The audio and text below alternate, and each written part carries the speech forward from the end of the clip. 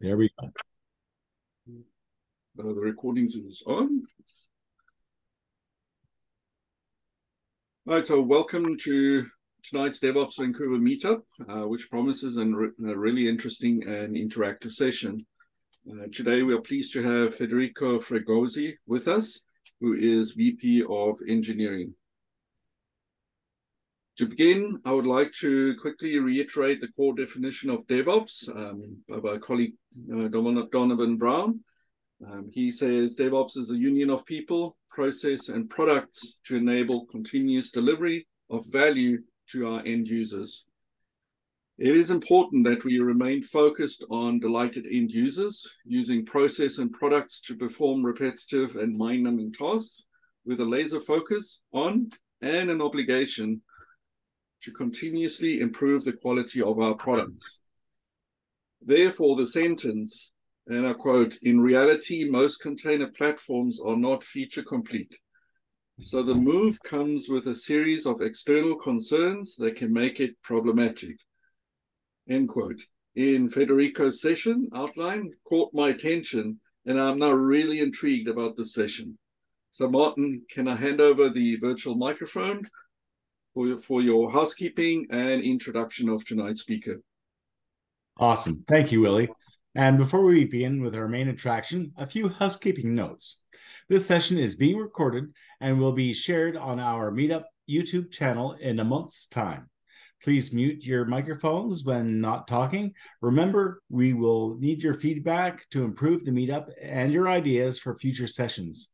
And now,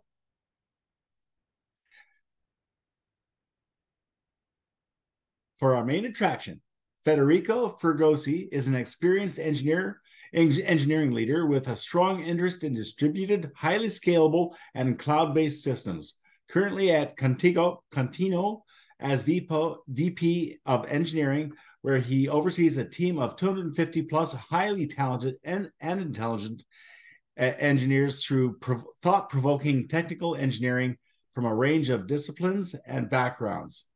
He has worked in technical leadership roles for years, focused on infrastructure management and cloud. Focused on infrastructure management and cloud on the three major public providers. Experience in the financial sector, specifically on high-performance payment platforms and system compliance. I'm excited to listen and see your feedback. So, without any further delay, Federico, it's up to you. Thank you. All right. Thank you, Martin. Thank you for the introduction, Liz. Very, very good. Thank you. And thanks, everybody, for joining.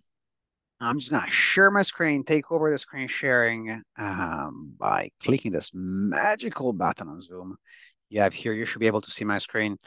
Thanks for the call. Thanks for the invite to the session. I'm glad to be here today. Today, we're going to talk about Kubernetes, and we're going to talk about, we spend a few minutes reflecting about what does it mean to port application from one cloud provider to the other? Now we can leverage Kubernetes to do it. What are the pitfalls? What are the good things? What are the bad things about it?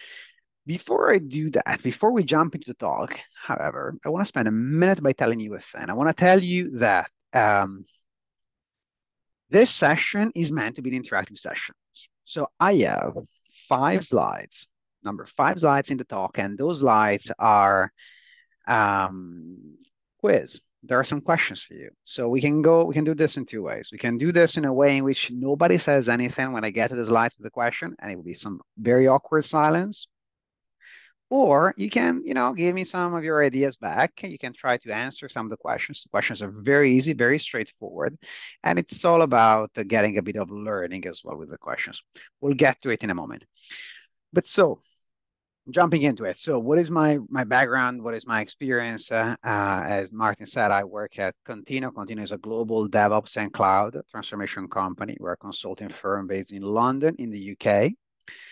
I've been with Contino for the past 5 years. I joined as a principal consultant, leading some of our largest accounts. In my current role, instead, as VP of Engineering, I'm responsible for our technical strategy, our direction of travel, all the engineering resources of the company as well. My background is engineering management, system architecture as well. Working at IT throughout my career, you can see some examples there. I'm doing this talk here at the DevOps Meetup in Vancouver because I've just moved to Vancouver almost a week ago, week and a half ago now. Which is a wonderful city. We're having a great time there so far. We have a condo in Yaletown and really enjoying it. So I wanted to connect with the community here and talk to everybody as well. Cool. So let's talk about a few things. Let's talk about Kubernetes.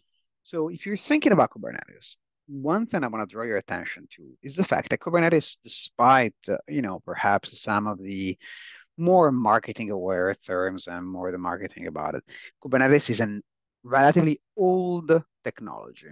So when we talk about Kubernetes, the project spun out of Google in 2014, so it's almost 10 years old. We have the Ciencia Foundation that is building a sort of set of tooling around Kubernetes that now has more than 120 projects that are supporting the Kubernetes ecosystem. And we have also very mature CSP offerings. So the first one was Google with GKE on GCP, but we also have AWS EKS, we have AKS on Azure, and those services are very mature now. GKE on GCP has been around for 8 years or something. So feature set is very, very mature. And whether in the past few years, over the past few years, we've seen competition in terms of cluster schedulers with Kubernetes, we're now reaching consensus. And I call this, and the industry calls this, Kubernetes supremacy, effectively, where all the competitors from Docker Swarm to Mesos and Marathon and the other cluster schedulers are seeing very niche adoption, I would say, these days. So we have a very mature ecosystem, well supported by cloud providers, and we have a set of interactions right now where they're branching off from Kubernetes into the serverless world. But the one thing that always stands out when I talk to customers, and most of, if not all of Continuous customers are large regulated enterprises. Whenever I talk to these customers, everything they're telling me, they're always telling me we're adopting Kubernetes for one reason and one reason only. It is not because of the advanced feature set. It is not because of anything. It is because of one thing, portability. So portability is key. The big promise of Kubernetes is turnkey migration. If I package my application as a container and I configure the container as a YAML, so I can describe the container as a deployment in Kubernetes as a YAML, then I can deploy the YAML across various cloud providers. And I can potentially package a Kubernetes application as a YAML, deploying it here or there, or whatever it suits our needs. And if you're Googling it as well, if you're just Googling Kubernetes and portability, you will see lots of articles online talking about how great Kubernetes is for portability and how powerful that is. This means that companies that have existing presence on premises, so they have an existing cluster on-prem, they are using Kubernetes as a sort of like foundation layer that helps them moving application across. This is the promise. In our talk today, we will see whether that is true or not. So what is our job today? All together, all the people in the call together right now, we're trying to do something. What we're trying to do, we are trying to help a startup. We're helping them. We're helping a medium-sized B2C startup company that offers a mobile application to their customers. There's an app in the store, the app does something. In my example, we say that the app adds a watermark to an image, but the app could do anything. So we're looking at an app. And we have been tasked to take the backend of this app that currently runs on AWS. We've been tasked to migrate it to GCP, to Google Cloud. We are the migration team. We want to migrate because we have internal reasons to do it. Maybe we are running out of AWS credits. Maybe the business was bought by a large enterprise and they just want us to migrate to AWS, sorry, to GCP. And we're doing it. And we're leveraging Kubernetes to do it.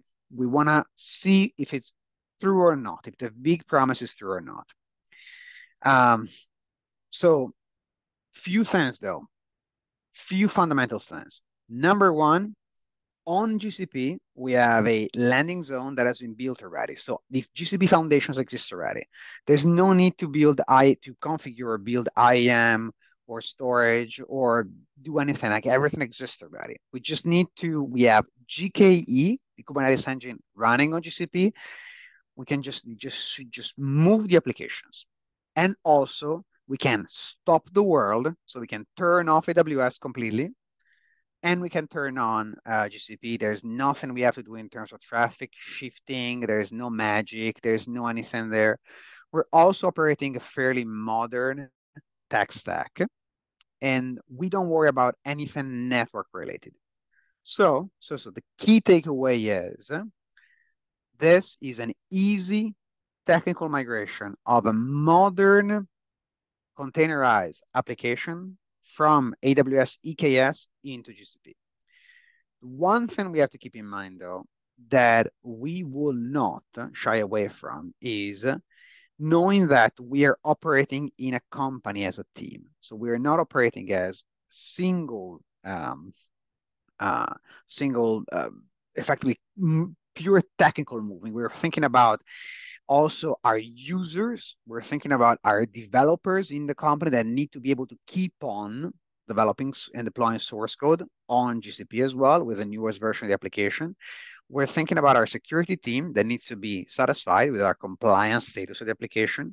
We need to worry about our SRE team that needs to be able to operationalize and monitor and control this application on GCP. Okay, so I will show you in a moment the architecture of the application, but before I go any further, I want to tell you one thing that I forgot to say before. This talk is an advanced level talk, intermediate to advanced level talk, in which I assume familiarity with Kubernetes, architecture, a number of services in cloud as well. So I don't introduce any of this, otherwise this talk will run for hours and hours. But if at some point you hear me saying something that I don't explain long enough, just feel free to send me a message there or even to grab me at the end of the session because I just take a few things for granted here. So let's just jump into the AWS architecture. This is what you see now on the screen is the AWS architecture of the application. So on the left, you see our users. They're using a mobile application. They are connecting via super standard RESTful API to a microservice there. Uploading an image, as I said. The microservice says, amazing, I'm going to take the image, put the image in S3 as a storage bucket, and then I'm going to store some metadata on Amazon RDS. I'm then going to notify through a queuing system. We're using AWS SNS. We're going to notify a different microservice that is listening to the queue. Microservice number 2 says, okay, there's a new image in the bucket. Amazing. I'm going to take the image, do some processing, add a watermark, crop the image, whatever, who cares? And then I'm going to tell microservice number 3 to send a notification to the user, send an email to the user saying, I've modified the app. Super simple. You can picture this as Rust, Golang, Go microservices, very modern, very advanced stack. Everything is stateless. A few other key services I want to draw your attention to, though. We're using HashiCorp Vault to manage our secrets. We have one secret in this example, the API key of this supposed SaaS solution to send emails out. And then we're using Grafana and Prometheus to monitor our our application. We have to go to GCP. GCP, same deal, 3 microservices now deployed in a GKE cluster. Microservices earlier were deployed on AWS EKS. We're using Cloud SQL. We're using Cloud Storage as a storage system, object storage. We're using PubSub to exchange messages from one microservice to the other. And we have our third microservice there that sends email. So same application, different cluster, different cloud provider, but we're going to follow our journey. So we have a migration journey. In a few steps, we'll go through one step after the other, and we'll see if at the end we actually get to the clouds all the way up. The big promise, the big premise, the big thing is this is a turnkey migration. So I have a setup Kubernetes YAML on one side that describes my deployment. I have a CI/CD pipeline on the other side. What if I just simply change the endpoint on my CI/CD pipeline? I say, don't deploy on AWS, deploy on GKE. Only changing the endpoint. You can picture this as a GitHub Actions or even purely kube control. You're changing the class you're controlling with kube control, and you're applying this YAML here. You're applying this YAML here. So as I said, familiarity with Kubernetes is kind of like assumed here. Yeah, Argo CD, any CI/CD work, but the point here is, can I just change the endpoint? Question for the audience. First question of the evening. Will it work? Yes or no? Come on, tell me something. 24 people in the call. Somebody say yes or no. I'm just confused. Okay. Argos, like, are we talking about push model or pull model? I'm thinking about Argos CD as the pull model. Yeah, I mean, I wouldn't focus too much on the CI/CD part of the game. The idea here is you go to your CI/CD infrastructure and you say, It's just right. CI and CD are completely two different animals. So yeah, actions does CI. It's a yeah.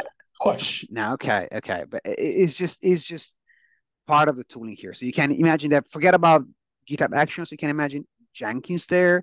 You can imagine any CI/CD systems. It's just the example here. It's not really important. Oh, that's CI. We just want to say we're changing the endpoint. So rather than telling the continuous integration, continuous deployment platform that we're using to deploy on AWS, we're telling deploy this YAML straight on onto GKE. We believe Kubernetes system. Right. And the question there, just bear with me for a second, Harry.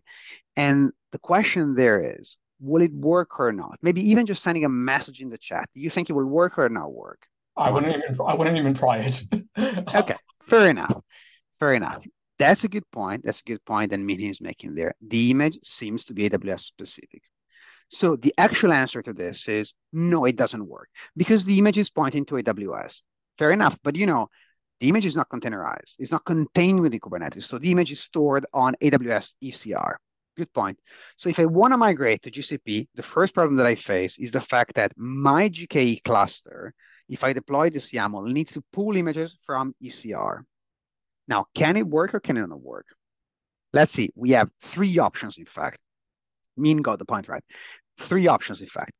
Option number one, I could be pulling images from ECR. So I can tell Kubernetes engine, go and pull from ECR. But it is a problem if I do it because I need to find a way to give the AWS credentials to my slaves in GCP, so the GKE slaves. And I cannot do that natively. So I cannot use Google manage slaves on GCP. I need to manage my own Kubernetes nodes. If I do that, I lose maintainability, I lose portability. I have alternatives to this. I could be using a JFrog or a Harbor type of solution, and those two can also work. But I need then to manage myself the image repository in this case. Option three, I can simply move to a Google Manage image repository. So I can use Google Container Registry. This is interesting. So I have three options here that I can do one or the other. In this case, changing image, it is pretty straightforward. Changing image is easy. And also the services I depend on, are pretty much overlapping on AWS and GCP. They're very, very similar. So what I could do in an easy world to continue with my migration journey is to just say, okay, I'm not going to pull images from ECR anymore. I'm going to move the images onto container registry on GCP. I'm going to update my YAML and say pull from container registry. This is not a big problem, but it is a symptom of the fact that Kubernetes is not feature complete, so I cannot just move the images itself. I need to move the dependency that I have with me. The one implication that we have here, though, the one implication that I want to draw your attention to is security. The way in which large enterprises adopt cloud providers is pretty standardized. They usually rely on a set of available standards out there that tell them what are the best practices. We're usually referring to CIS benchmark or NIST frameworks as well. There are security foundation white papers as well. A change there is the fact that there's a feature on GKE called binary authentication. The CIS benchmarks for GCP say you need to use binary authentication if you want to be compliant with the CIS benchmark. The CIS benchmark on AWS doesn't say this because the feature does not exist on EKS. So here's an interesting thing. The feature in itself says all the images that are deployed on the cluster need to be signed and to be validated in a way that I'm comfortable that I'm only running images that I trust, that are signed. So the game there is, when I deploy in a different cloud provider, another dependency that I have is that I need to remain in compliance with my security team. So I will need, if I'm moving to a different cloud provider, the security posture and the best practices of a different cloud provider will come into play and will have an impact on my application migration. This is the second dependency that we're seeing now, because the first one was, I need to rely on external service of the cloud provider. The second dependency that we're seeing here is, if I change cloud providers, then I need to change security posture application as well, because the best practices in a different cloud provider can be significantly different. And the example is enable binary authorization, which, by the way, is a great feature. So we're here, we are on a migration journey. We managed to go through a few of the initial hurdles, and well done for me to call out the initial problems that we have. So now we managed to swap container registry. We fixed our binary authentication thing. So I want to try again. What if I deploy my application again? What if I, using this YAML that you see here, I redeploy my application on GCP like this? Will it work? Yes or no? Come on, give me some answers there. Yes or no? Even nice message in the chat, even some good feedback there. Come on. Zach gives us a no, it doesn't work. Okay, good point. Why doesn't it work? Why do you think it does not work? You can unmute yourselves, right? Super easy. This is very casual. We're a small group as well today, so feel free to unmute yourself and just throw out the ideas. So I would, okay. First thing I do when I install any clusters is I add Istio. Istio has a concept called external service. So I would actually point my database to an external service. And then within the external service, you actually have it's a wrapper to a service. So it's really a virtual service, as they call it in Istio. Yeah. Okay. So fair yes, enough, Harry. You could do it in multiple ways, but you're using the big map. Sure. Fair enough. You're fair enough. Thank you. Virtual servers are a very good feature of Istio, but in this case, I think you're overthinking it a bit. And in fact, Zach gave us an interesting point, which is very straightforward, which is, by the way, your database is in AWS is not on GCP. So how do you do it? Yes, you can go to AWS from GKE and reach out to a public database on AWS, but we want to do it? No, I mean, we probably don't want to do it. We want to change the database service. Not a problem. And the good thing is that we're doing it in 2023. Why is it a good thing? Because as we're seeing, we have a dependency outside of the cluster. Yes, I can deploy my Postgres on AWS on RDS, or I can deploy my Postgres on GCP as Cloud SQL. And in 2023, the services, once again, are overlapping. The feature set is overlapping. 5 years ago, it would not have been the case. The networking around Cloud SQL in Google was very different, and you needed to peer the VPCs. You don't need to do that anymore, and this network is much better. But the point is, this is dependency outside of the cluster that I have here. In my case, it's a straightforward dependency. It's a Postgres to Postgres. I can move it. They're remarkably similar, especially in 2023. But there could have been problems. And a solution to this would be if I don't want to depend on an external Postgres database outside of the cluster and I want to increase my portability, what do? I bring Postgres inside the cluster. And the Kubernetes ecosystem gives us the Postgres operators. The operators I'm sure you're familiar with are a way of deploying applications within clusters. It's a pretty straightforward way to deploy applications within clusters. The Postgres operator is very powerful as well. Is backed by a company called Zalando, which is a famous company in Europe, a European company that does retail company. And the Postgres operator on Kubernetes as well is as powerful as giving you HA with a service called Patroni as well, with a GitHub project called Patroni that gives you native HAs, very mature with TLS certificates, with automatic failover. This very powerful thing. But if I bring it inside the cluster, I need to maintain it myself. So here is another takeaway, third takeaway of the talk. We will see them at the end again, which is if I want to increase portability, so if I want to bring things, I need to bring things within the cluster. If I bring things within the cluster, being that a Postgres database, queuing system, or any third-party dependency that I have, then I need to maintain it. And so I have to decide that. I have to say, I want more portability. So I define everything as a Kubernetes object. And in that case, I will get multi-cloud portability. I will get more autonomy because I can configure the version of Postgres that I want, but I will increase my maintenance cost because now I need to perform upgrades and patches for Postgres myself. And so I could potentially increase my total cost of ownership, the TCO of the solution itself. If instead I rely on the cloud provider, I get velocity, I get potentially increased service cost, but reduced maintenance cost, and an overall reduced total cost of ownership. This is a decision that you're making. But don't forget that this is not a technical decision. This is a business decision that we're making here. The business decision here is that we're deciding whether we want to go fast or we want to be portable.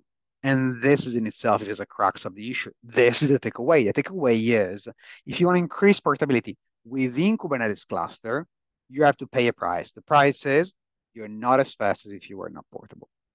It's another point. So, and this is an important reference as well in the current economic environment where we're thinking about economies of speed, right? So how important speed is. Perfect. Let's move on. So we're moving on with our migration journey and we replaced database engine. We now have a different place. Let's look at our architecture once again, carefully. So we're deploying our services now. And microservice number one deployed is a RESTful API service, really powerful, and is up. Perfect, up and running. Microservice number two, oh, there you go, is up and running. Microservice number three, up and running. Amazing. Our users try to upload an image to our RESTful API with the mobile application. The user tries, but ouch. He gets an error, they get an error. The error is an HTTP 500. Why? As the user received an error when the application tried to upload the image. Any ideas? Come on. And as usual, drop a message in the chat. Feel free to mute yourself and give us some ideas there. IAM permission issues. Go for it, Michael.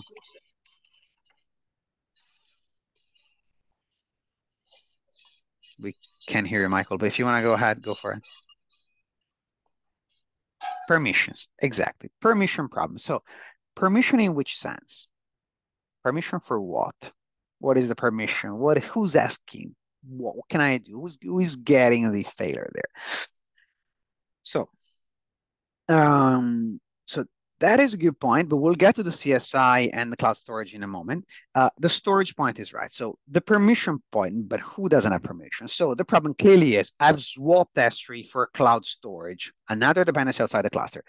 What can I do to simplify that and increase my portability? The application fails because the application now deployed on GCP tries to get to S3 and S3 says, who are you? I don't recognize you. What are your permissions? Get away from here. So I have three options once again. I can bring inside the cluster, the application and I can manage my application. As I was bringing in Postgres, I can bring in an object storage system as well inside the cluster and manage that. And in this case, the CNCF Foundation helps us with two projects. One is called KubeFS, and the other is Rook.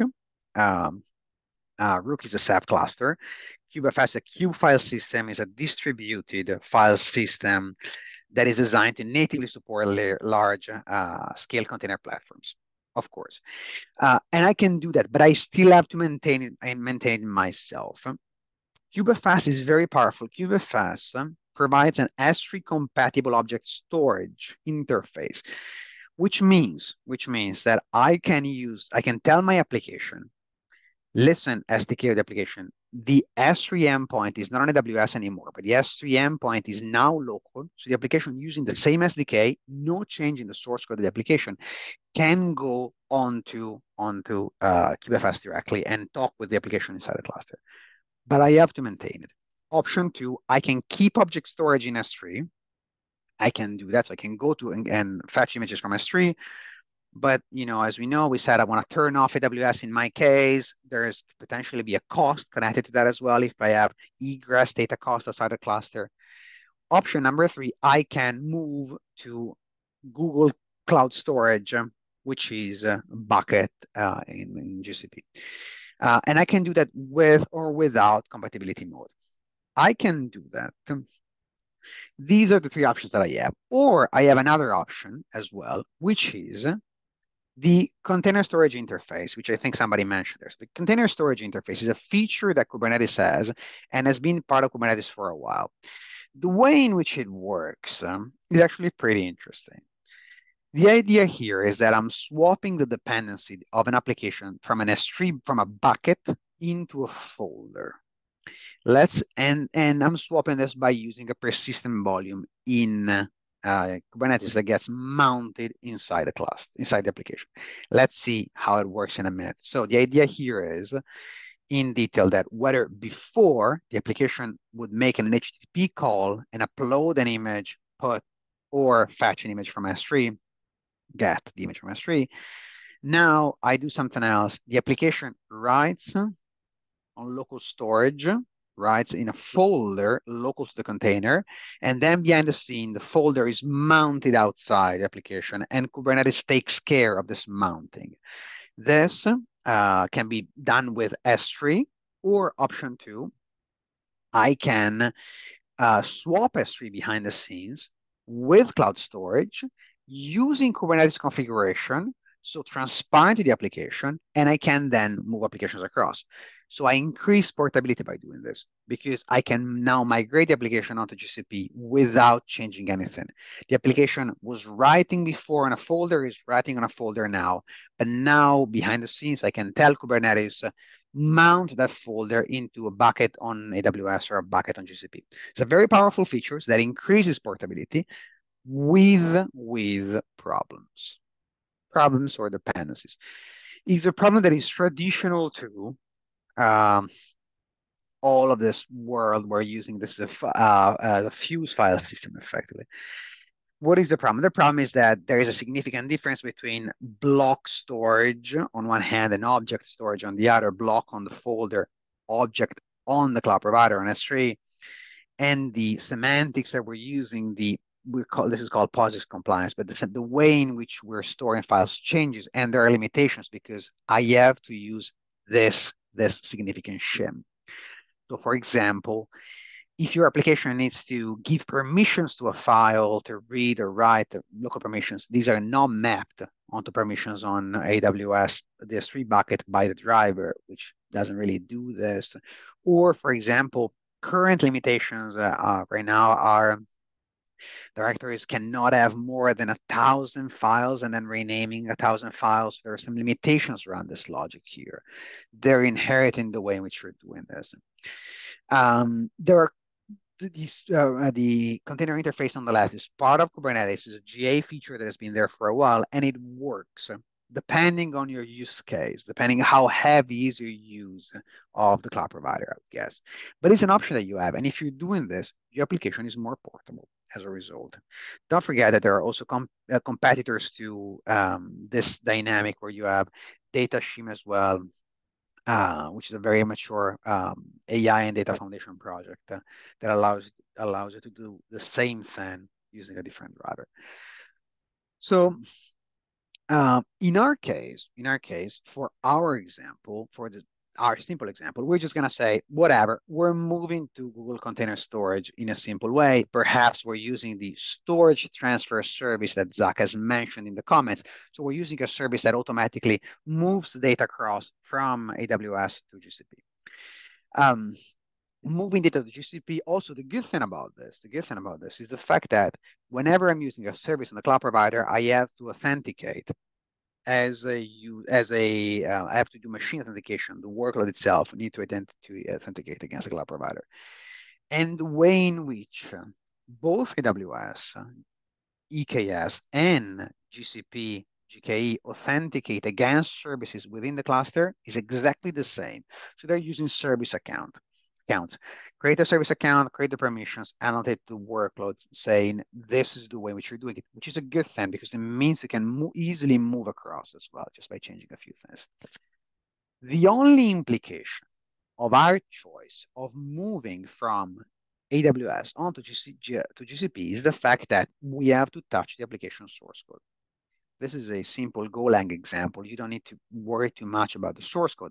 But the idea here is that if I move from S3 bucket, if I'm using Python, I'm using Boto, if I'm using Golang, I'm using the AWS Go SDK. Well, when I move to GCP, I have to change SDK and I have to import a different library. This, depending on your application, can be an easy or a complex thing to do. But sometimes you don't have one application. You're not doing it in one application. Sometimes you have thousands of applications. And what do you do if you have to change the source code of 1,000 applications? If you have 1,000 microservices, if companies like Monzo or Google or large companies that have hundreds of thousands of microservices, how can you simplify that process? You can use what is called in distributed systems an anti-corruption layer. It's a way, as a facade that simplifies the process.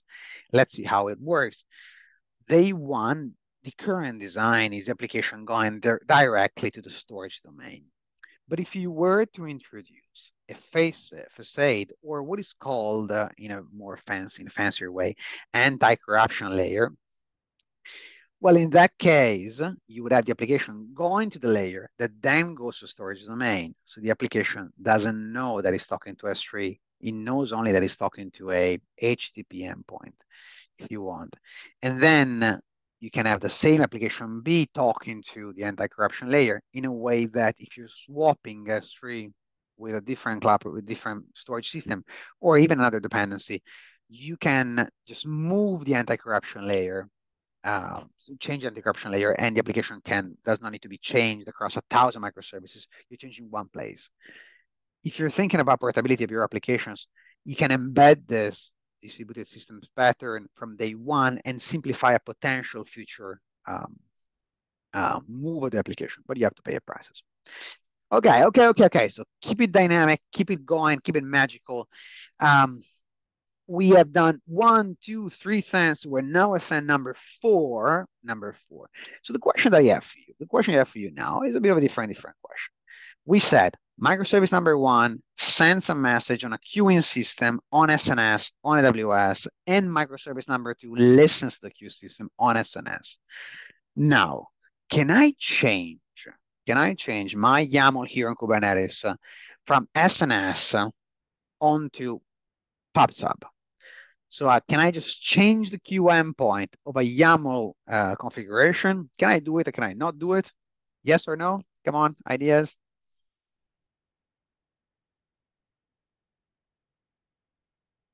As usual, nice message on Zoom or unmuting yourself.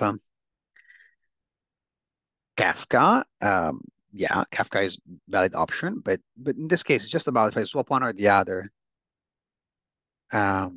if I swap one or the other. So can I just swap endpoint between SNS and PubSub? Come on, folks. Give me a yes or no. Give me a yes or no. It's more than enough. You need to change SDK. Yes, yes, yes, exactly, exactly. Of course, I must be crazy, right? I'm changing one to the other. It cannot work. I have my usual three options. I have my usual three options. Option number one, I can import into the cluster a service that is a Kafka or Nets. Nets is a CNCF project, it's a very advanced project with messaging system.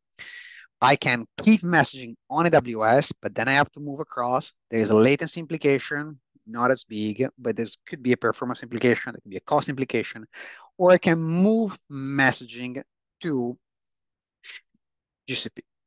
So my three options stand, but the question is, why can I not do it?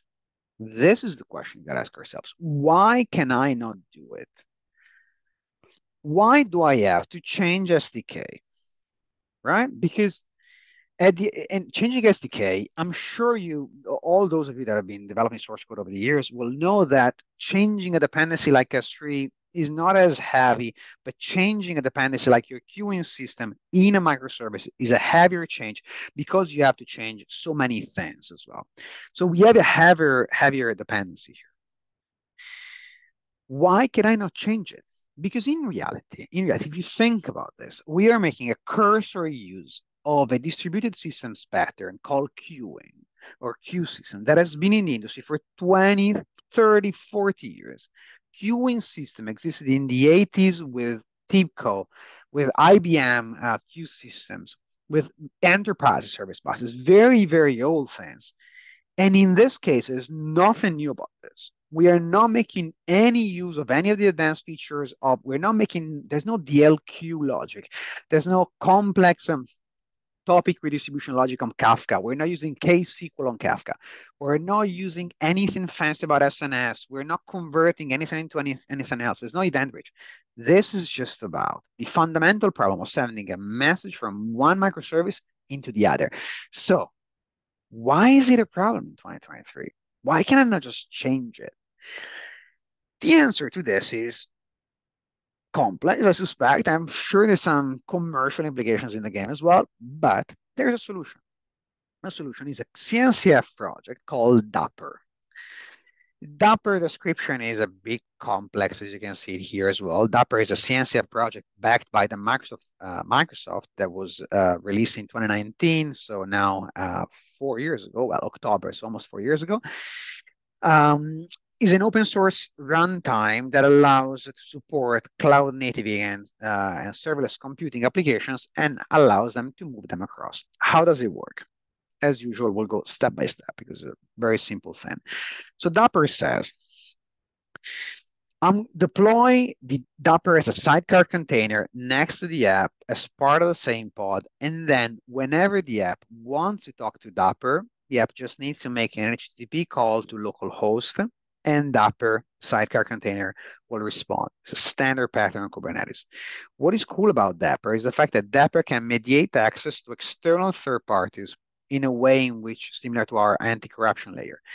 And the idea here is whether before microservice number one would go to SNS, that then would go to microservice number two with Dapper, what happens is the fact the application goes to Dapper, sidecar next the application, and then Dapper goes to SNS, and then Dapper on the other side listens to SNS and then notifies the application when a new message is available, which means that now I can swap behind the scenes SNS with PubSub, and it's way, way easier.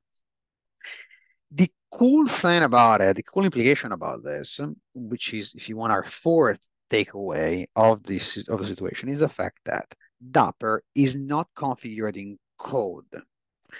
Dapper is configured in YAML. So on the left, you see our application. Our application now does not import, as you can see in the clear comment, does not import any AWS or GCP SDK. It's just making some standard HTTP call with Golang. And on the right side, you see Dapper YAML configuration that says Okay, hey Dapper, you're now on you're now on AWS. Here are access key and secret keys. Hey Dapper, here is PubSub. You're now on GCP. Here are the authentication to use PubSub. Here is the PubSub endpoint for you to use. So the fourth takeaway is the fact that increasing portability in 2023 is a pattern of shifting concerns from the source code into the configuration. So the configuration now becomes cloud, if you want to wear, and the application is cloud agnostic. Here's how you do it. Dapper clearly has an SDK, so you're importing Dapper SDK, but effectively it doesn't matter. Dapper is a very wide surface layer. It not only does queuing, so it not only mediates access to queues, but it does service-to-service communication. Somebody mentioned Istio before. Is not as feature complete as Istio, but it can do service-to-service communication. It does state management, actor pattern in Java, but also secrets management, getting and fetching secrets. It does configuration. There is a few advanced features as well. So you can, it really gives you a lot of flexibility using this sidecar container. For example, if you want to fetch your secrets, you don't need to go to HashiCorp Vault. You can go to Dapper local and say, hey, Dapper, give me a secret. Give me that API key to go to our SaaS email provider, and Dapper will give you that. Dapper is not perfect today. It's a great CNCF project that works both on premises as well as in cloud with some limitations. Some limitations are due to the young nature of the project. Other limitations are more connected to the logic in which Dapper works. So if you're shifting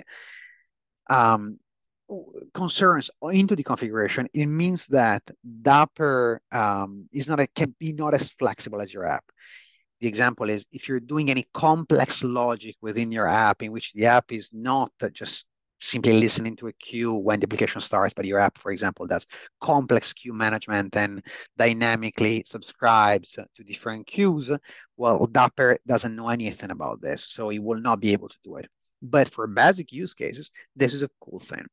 These are two, if you want, limitations of Dapper. The other two limitations that I think are, the other limitation that I think is more interesting for Dapper, which is a very powerful tool that can really help portability in cloud, is a different one. The other limitation is more connected about the logic of Dapper. So let's go into an example we'll see together. For secrets management, we said before, we were on HashiCorp Vault on AWS. We want to go onto Secrets Manager. Very simple. I want to just get the API key. So they are very similar service, relatively similar services. Vault is more feature complete, of course, but relatively similar services. In our case, as we said, I could have the access mediated by Dapper. The application calls Dapper. Dapper behind the scenes calls Vault. Swapping Vault out, I get Secret Manager in, and the application now can just keep on getting secrets from there. The problem that I have is the fact that HashiCorp Vault supports a secret format called multiple key value pairs per secret. That feature exists in Vault, but does not exist in Secrets Manager. That is a problem. So what does Dapper do now? So I have a feature that exists on one hand, on one service, on one integration, that does not exist on the other integration. Dapper naturally needs to go to the lowest common denominator. Dapper cannot support an advanced feature that does not exist across the places. Because if you do that, then how do you move it across? So this is the core, if you want, fundamental problem with a service like Dapper, which is you have to go to the lowest common denominator. You lose the ability of using more advanced features. In our case, the specific example that I have here is not valid anymore because Dapper has found a way to go around it, but the general problem stands. If you're using a service like Dapper that really enables portability, but you lose in terms of lowest common denominator, you have to standardize across that. So we're almost there, guys. We're also coming to the end also of time as well. Let's see where we are. All our applications are now up and running. Our users are uploading images and everything seems to be working. Everything seems to be fine. Everybody's smiling. Everybody's clapping their hands. And then suddenly something happens. our SRE teams comes to us screaming. They're coming at us and they're screaming at us. They're coming to us and screaming. Why are they screaming at us? You can see here, this is a bit of a tricky question if you want, but you can see here a little hint for you to think about. Any ideas on why our SRE team, our support team is screaming at us, poor migration teams? What have we done that is so appalling? Well, it's very British, so appalling. Come on, any ideas?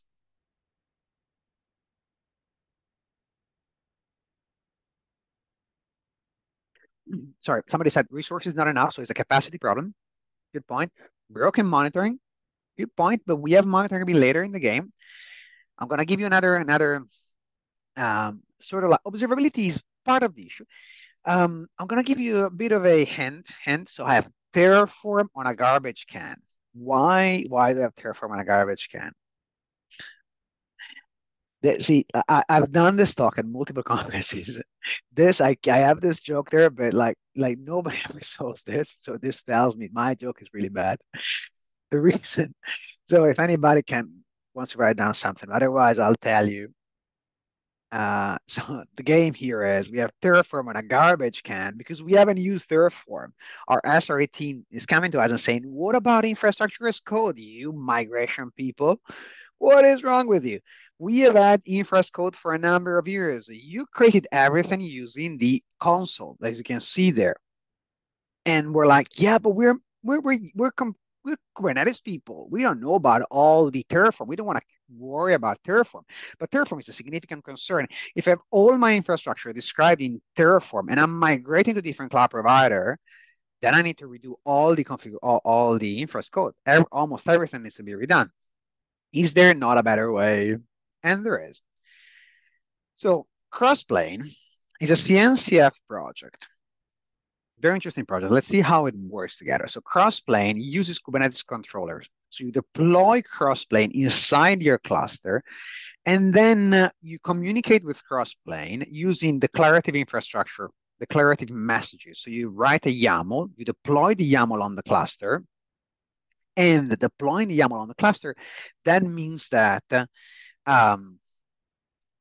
you can then, by deploying YAML on the cluster, Crossplane will watch it and execute actions in the same way in which the Kubernetes controller manager does it. With Crossplane, you can unify the deployment of Kube applications and cloud resources because you can describe with a YAML file a resource external to the cluster. So I can describe in a YAML file, I need an S3 bucket, apply the YAML file against the Kubernetes cluster. Crossplane is watching it, recognizes deployment, and creates a YAML, creates an S3 bucket for us as a description of the YAML. So this is very powerful. It's different from operators because of a number of things. So this thing is watching live deployments on the on the cluster, and then is executing things. And as it is an API that allows to port it. Let's just go into detail and see how it works. It's a control plane. You're right. So manage resources. The example is the following. I, as an application development team, I write down my YAML. My YAML says I need an S3 bucket because my application needs an S3 bucket. And then I kube control apply the YAML onto the cluster. I deploy the YAML to the cluster in whatever CI/CD I have. And the Crossplane says, okay, cool. You want a bucket? Here is a bucket for you. Then if I go back and I kube control delete the YAML, so I delete the resource, then Crossplane will go and delete the bucket. So it's watching everything live and keeps things in check. This is a way of deploying infrastructure external to the cluster with the application. So I can put everything together. Now, I don't need to use Terraform anymore. I have this thing here. This thing, though, as is today, has a similar problem to Kubernetes because a similar problem to Terraform because, yeah, my YAML can describe an AWS bucket, but a different YAML will need to describe a Google storage bucket, except that subtlety of the feature here is the fact that Crossplane supports composite resources.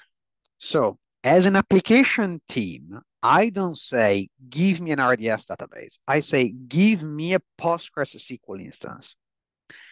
PostgreSQL instance, and then Crossplane, knowing that now I'm in AWS, returns, creates a resource on RDS, and then I can just go with the application to the endpoint, the resource, and I have everything in place. So you have best of both worlds now, because I have a resource external to the cluster that the application can connect to without knowing too much about it, without knowing that it's on RDS.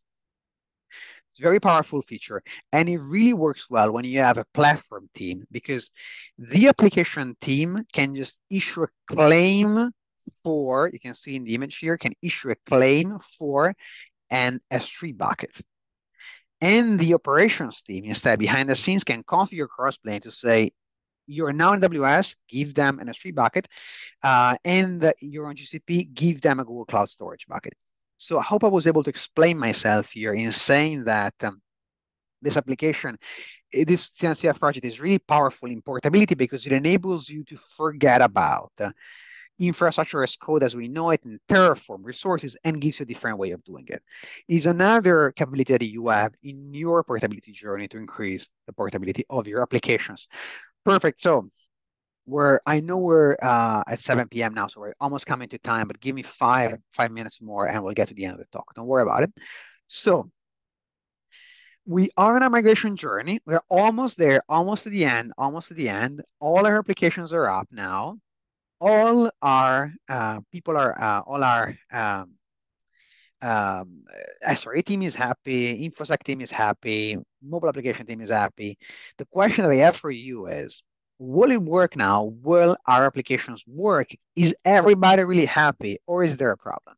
Come on, yes or no, just a quick yes or no in the chat, or just if you know, unmute yourself.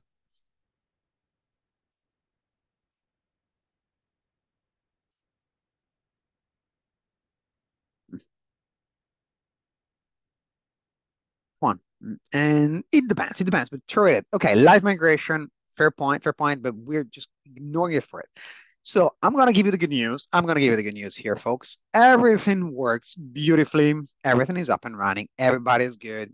One of the concerns that we saw at the beginning, and that also a few people, I think, mentioned in the chat, is observability. But this time we did well. We did well because, you know, cloud providers have a number of services. AWS now has hundreds of services, for example, and there are lots of different services that allow for monitoring and observability. You have CloudWatch, or you have Prometheus and Grafana as an example. The thing is, very simple point to make here is when you're choosing the service you have on the cloud provider, you can choose a service that ties you in with the cloud provider, and that will give you extreme velocity, or you can choose and other benefits, or you can choose a service that does not tie you in as much with the cloud provider, but enables you to port application across. For example, picture this. If you have an application running on AWS for a number of years, I'm sure you will have dashboards that monitor the use or read metrics of the application, utilization, saturation, error rates, whatever the application, the metrics you're monitoring. Those dashboards, if they're defined as CloudWatch dashboards, porting them onto Google monitoring, so GCP monitor, it is not trivial at all. There's not easy way that I know of to do it. But if you're defining them with Grafana, then moving them from AWS managed Grafana into GCP managed Grafana is a way easier experience. So choosing the right service onto your cloud provider when moving across can be another takeaway of the session when looking at the plethora of services available on cloud providers, making sure you use one that exists on both sides. Perfect. So this is the final architectural application you can see here that we just added Dapper and the application is up and running. Just to wrap this up before questions, I want to leave you with a few considerations. Number one, the core problem that we've seen is we started from believing that Kubernetes would have enabled the portability of the application because it was packaged in a container, but we realized that one container is to move across, but an application that has dependencies way harder. The challenge is that Kubernetes as a platform is not feature complete. It is not a case that if you want vendor supported Kubernetes solutions like OpenShift have a wider feature surface that brings into the cluster external concerns. So the CI/CD model in OpenShift, in the managed Kubernetes provided by Red Hat, that contains also CI/CD in there. So you have everything in there. It's not a case because Kubernetes today is not feature complete. So you have the CNCF application and the ecosystem providing a plethora of tools that can simplify the portability journey, but it's still something you have to think about carefully because cloud portability in 2023 is hard work. The final 5 takeaways are: number 1, portability is a trade-off between velocity and maintainability. The trade-off is not a technical one, it's a business trade-off. Who is going to maintain my application? How much is going to cost me to maintain the application? The second takeaway is the role that the ecosystem plays and the services that support your application. The third takeaway is that most of the activities that we've seen that can enable portability are based on the predicate that moving concerns that belong into the code into the configuration simplifies portability journey. It's a subtle point. I'm sure that most of you that were around at the times in which we had enterprise service buses and DSBs could potentially say, I don't want to move too much out because that will lock me in at a different layer. But nonetheless, this is currently the best practice in the industry for portability. Open source can help.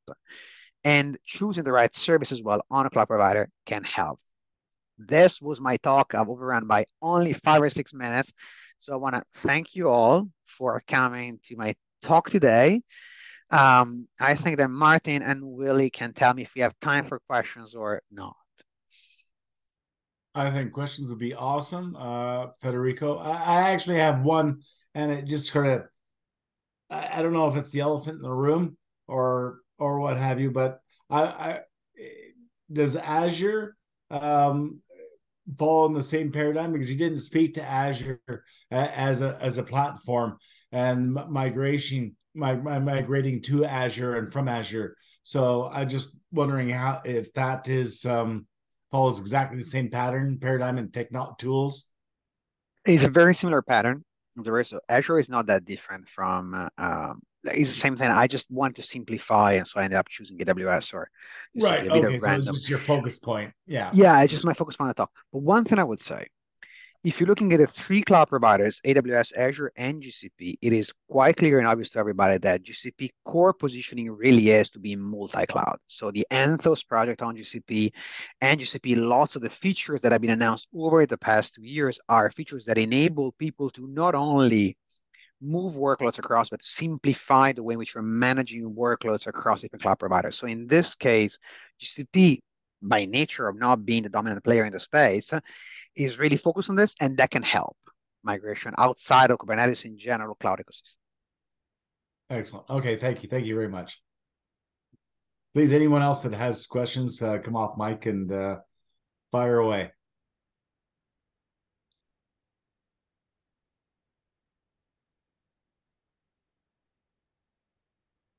Well, it seems like you've satisfied everybody's questions so far. I want to thank you very much, Federico. It's been awesome. Thank you so much for joining us tonight.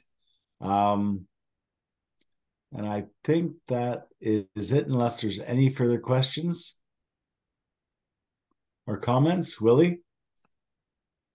No, just thank you very much, Federico. Really great discussion and good questions. Yeah. Thanks, folks. Really appreciate that. It's great to be here at the meetup with you as well. I will be at the next meetup in person. So if anybody, I'm also new to Vancouver. If anybody wants to grab coffee, I'll be at the next meetup. It'd be nice to meet everyone in person. Excellent. Wonderful. Sounds good. Thank you so much. Thank you very much, Federico, and enjoy your conference. Thank you. Yeah. Have a good day. Bye-bye. Good night. Thank you. Thank you, Federico. Bye-bye. All right. Have a great night, everyone. Bye. Thanks.